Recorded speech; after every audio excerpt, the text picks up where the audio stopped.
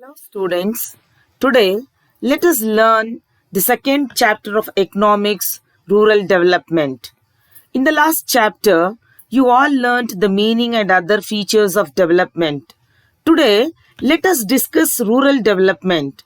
We all know India is the land of villages, but villages are not so advanced like that of town and cities.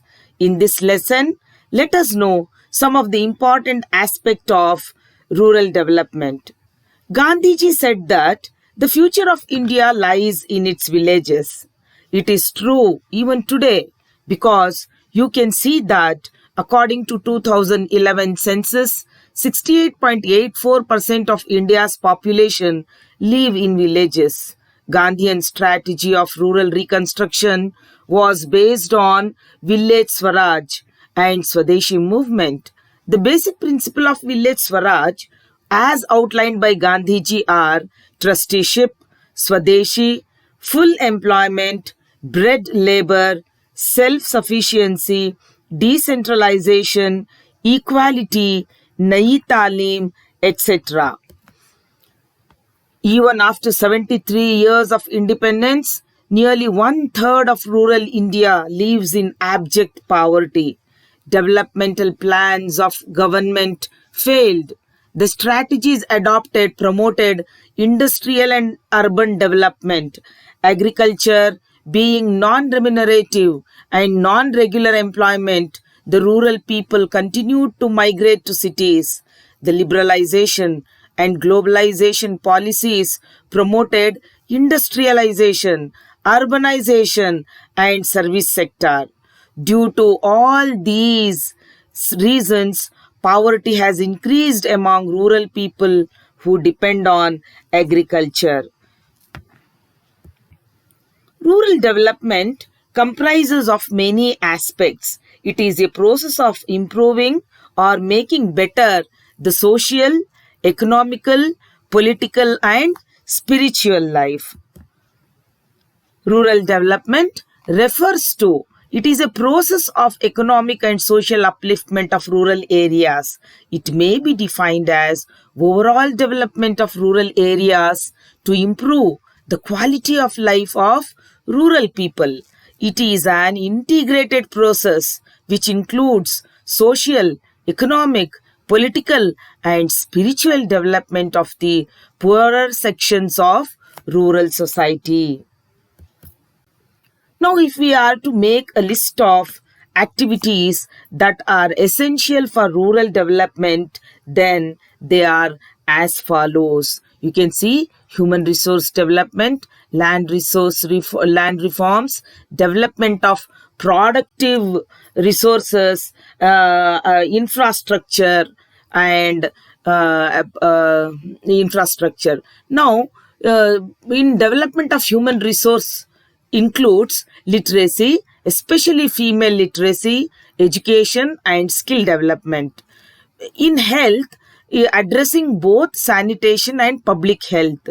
Next is land reforms. Then development of productive resources of each locality. Then infrastructure development like electricity, irrigation, credit, marketing, transport facilities including construction of village roads and feeder roads, facilities for agricultural research and extension, and information dissemination, and lastly programs for poverty alleviation. Where you have already studied about the aspects of economic development, they hold good for rural India too. So apart from developing agricultural field, these areas have to be developed. So when we take up one by one, it is first human resource development. You can see especially female literacy and skill development of female resource. I see these are the some of the pictures which depict how the skill development is done. The next is public health and sanitation. So in public health and sanitation, Priority is they have launched many health programs and under sanitation, drinking water facilities, then sanitation, construction of public toilets. Under land reforms, they are launched through various measures to help the farmers get proper benefit from the land they are tilling. Like example, abolishing bonded labor, etc. Now, rural development is possible when sufficient productive resources are available. Like there are three kinds of productive resources: land, human, natural, and capital. So these are the areas that needs to be touched upon. So when we talk about three, human, natural, and capital, water, land, and minerals are examples of natural resources. Then capital resources are the goods needed to produce the crops. Then we have capital resources are the goods needed to produce or provide access to other goods and supply services. Under infrastructure development, you can see some of the developments are electricity, irrigation facilities, credit market, then transport system and construction of village roads and feeder roads, then facilities for agriculture research and extension, and information dissemination. Information dissemination means spreading of information or knowledge about agricultural methods. We all know that major part of India is villages, but villages live in abject poverty. Therefore, there needs to be some programs to remove or alleviate poverty in rural India. You can see one of the rural poverty alleviation program like employment generation in India. The development of villages contribute to the overall development of the country. Increased farm income will create greater demand for industrial growth, services, thereby generating additional employment and leading to expansion of these sectors also. With increased literacy and skill levels, higher productivity could be achieved. Agro-processing, small-scale industries and cottage industries will help, leading to gradual transformation of the villages. With this, migration to cities will be reduced. All these contribute towards reduction of poverty. Now, what is the importance of rural development? What I have explained, I have summed up here. It contributes to the overall development of the country. It increase in the agriculture, creates greater demand for industrial products and services. Thus, it generates additional employment and expansion of these sectors. When the agricultural sector improves, people will get a lot of employment. People will get lot of employment and other sectors will also improve. Now, how does all these things happen? Now, what are the steps taken to measures to take and improve the conditions of the villages? That is due from decentralization.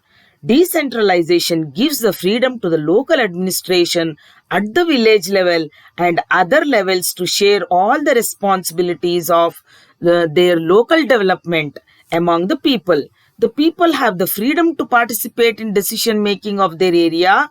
You can observe the difference between centralization and decentralization. Here in centralization, one person is controlling all the other activities, and in decentralization, all the people are sharing the responsibility. So, it provides administrative power to the and the responsibility of developing the village to the people themselves. And it is a process in which power is shared among the people and they participate in decision making. It is also a process that aims at planning and development from village level, that is from the root level itself.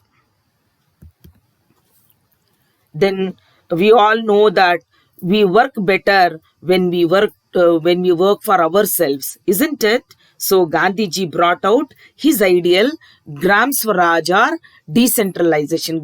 Gram Swaraj is called as decentralization, which aimed at giving the freedom and responsibility to the people to work for the development of their own village or town. This was adopted as decentralization.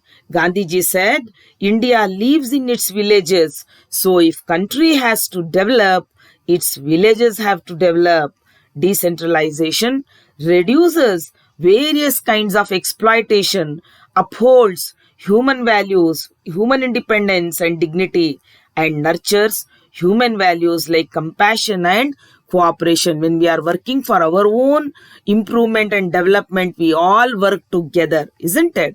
That he called as Grama Swaraj. Now, the government of India enacted the 73rd Constitutional Amendment Act in 1993 and established a uniform system of Panchayat Raj institution throughout the country. Let us discuss the key features of Panchayat Raj system in the next video. But before watching the next video, I want you to answer these questions which are very important.